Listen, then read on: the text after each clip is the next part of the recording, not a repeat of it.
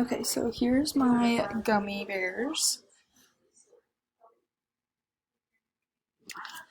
And the gummy bear shrunk in the saltwater solution because the salt in the water causes more water to leave the gummy. If I would have added more salt and made the concentration higher, the gummy bear would have shrank even more.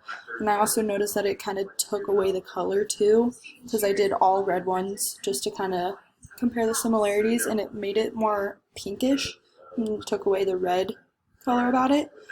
And then for the distilled water, the gummy bear expanded in the distilled water solution because when the gummy bears are in water, water molecules move into the gummy bear by the use of osmosis. The gelatin makes the gummy bear act more like a sponge by absorbing the water instead of being distilled or dissolved in it.